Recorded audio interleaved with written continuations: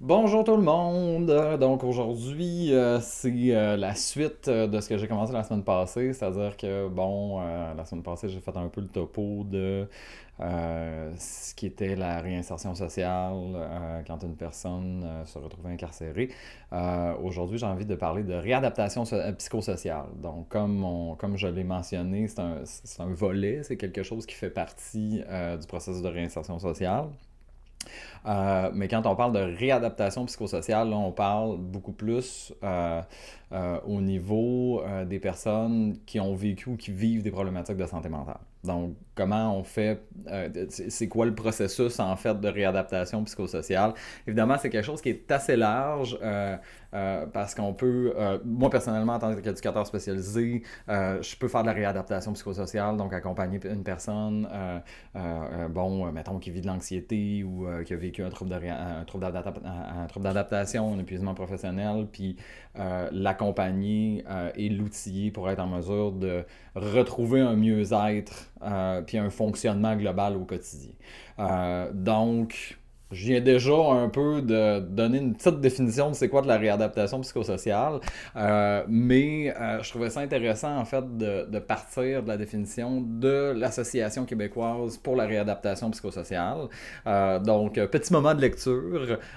Donc, qu'est-ce que la réadaptation psychosociale? La réadaptation répond aux besoins particuliers des personnes vivant ou ayant vécu des problèmes de santé mentale. Là, pour mission de soutenir ces personnes, d'améliorer leur qualité de vie, leurs relations interpersonnelles et leur insertion dans un milieu de leur choix. Les personnes ainsi soutenues peuvent enfin savourer le succès, le plaisir de vivre et la satisfaction de leur aspiration. Donc, dans cette définition-là, l'association, eux, ont une vision globale, holistique, écosystémique. Donc, on prend en compte toutes les facettes de l'individu. Donc, physiologique, génétique, psychologique et milieu social. Donc, on essaye de répondre à tout ce qui ne serait pas adapté finalement à leurs problématiques, leurs réalités, leurs besoins. Donc, l'idée derrière la réadaptation psychosociale, c'est que c'est quelque chose qui est euh, euh, entièrement euh, euh, en fonction de ce que l'individu va déterminer. Donc, eux, ce qu'ils disent, c'est en plus des besoins primaires, la réadaptation psychosociale prend en considération les motivations fondamentales des êtres. Donc, le désir d'être utile, le sens de l'appartenance, de l'épanouissement et de l'accomplissement. Donc, on est plus loin que ce dont on discutait la semaine passée, au niveau de la réinsertion sociale. Que ça, l'objectif, c'est vraiment, on réinsère l'individu pour qu'il arrête de commettre des crimes.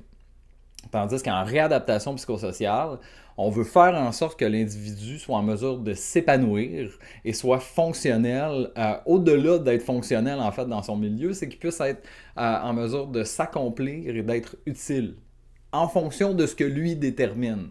Je mets beaucoup d'emphase là-dessus parce que je trouve que c'est assez majeur en termes de différence entre réinsertion et réadaptation. C'est-à-dire que réinsertion, c'est pas tant le désir de l'individu. L'individu, il a comme pas le choix. Fait que veut pas, ça devient son désir. En réadaptation, on cherche à trouver justement c'est quoi le désir de l'individu puis l'accompagner dans cette direction-là. Donc, c'est pas exactement le même mouvement. Donc, en réadaptation, ce qu'on va chercher à faire, c'est soutenir la personne, essayer de renforcer les qualités et les compétences qu'elle a déjà, essayer de retrouver ce qui était ou de trouver ce qu'elle n'a pas trouvé encore. Puis, dans le fond, d'essayer de mobiliser les ressources que la personne a. Donc, de ne pas essayer de pallier à des choses qui sont pas là. C'est-à-dire qu'on prend en considération en réadaptation, en réhabilitation, que la personne, à l'intérieur d'elle-même, a toutes les ressources, a toutes les compétences pour être en mesure de résoudre les situations. Donc, c'est une vision. C'est une vision de l'intervention. C'est une vision, moi, personnellement, qui me parle beaucoup. Après ça, tout dépendamment des milieux, c'est pas toujours dans cette vision-là qu'on travaille au niveau de la santé mentale. Par exemple, quand je pense à des personnes que j'ai accompagnées qui étaient suivi en institut psychiatrique, c'était beaucoup une vision médicale de la santé mentale. C'est-à-dire qu'on était beaucoup dans le trouver la bonne médication, trouver la bonne dose, trouver de réduire les symptômes de la problématique de santé mentale, puis de s'assurer que la personne soit fonctionnelle dans le quotidien. Donc, cette approche-là, pour moi, c'est quelque chose qui est plus similaire à de la réinsertion sociale. Donc, on n'est pas tant qu'est-ce que l'individu veut, c'est quoi ses besoins, comment il réagit à sa médication, est-ce que la médication est trop forte au point où il n'y a plus d'émotion puis est un peu zombie.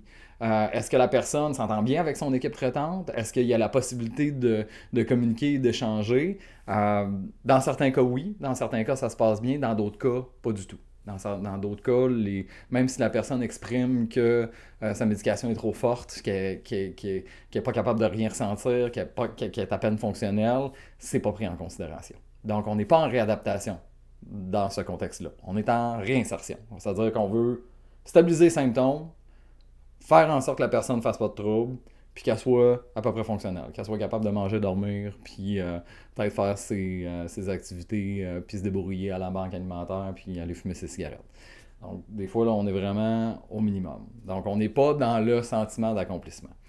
Je veux pas faire de généralisation parce qu'effectivement, souvent, ça va dépendre des intervenants, ça va dépendre des milieux, ça va dépendre de l'équipe traitante, ça va dépendre du psychiatre qui mène la charge, ça dépend de beaucoup de contextes. Ça dépend aussi, justement, dans quelle situation on est. Là, je parlais de situations extrêmes où une personne va avoir été institutionnalisée, elle va être suivie par une équipe traitante, ce qui est vraiment pas la majorité des cas.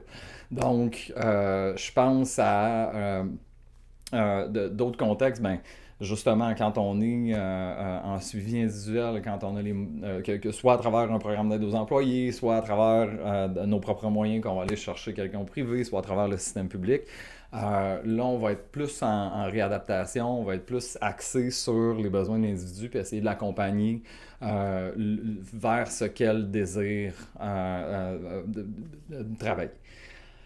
Donc, quand réinsertion sociale et réadaptation psychosociale collide, j'ai juste l'anglicisme en tête, se font face et viennent se mélanger, c'est là que ça peut devenir extrêmement complexe. Surtout quand on est dans un milieu carcéral où la personne a commis un crime. Donc, sa liberté est brimée.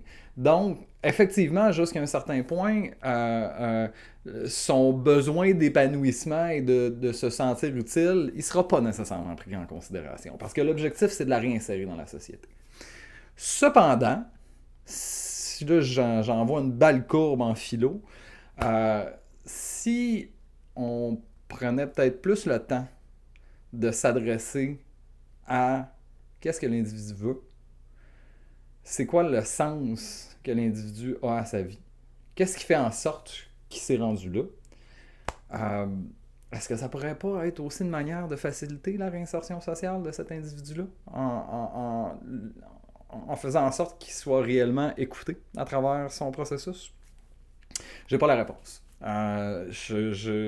Je travaille pas en milieu carcéral, je sais pas au quotidien comment ça se passe, j'ai été beaucoup plus dans une position, j'ai vu le après, j'ai vu le avant aussi à certains moments donnés, j'ai vu les impacts que ça a eu, j'ai vu le manque de services que certaines personnes ont, puis tout ça m'inspire en fait aujourd'hui à avoir l'approche que j'ai avec les individus. Donc, voilà, c'était ma petite capsule sur la réadaptation psychosociale, puis certains enjeux quand on mélange réinsertion et réadaptation. Encore une fois, si vous avez des questions, s'il y a des choses sur lesquelles vous voulez que j'approfondisse, n'hésitez pas, c'est mon petit message. Sinon, un like, un partage. Bonne fin de journée!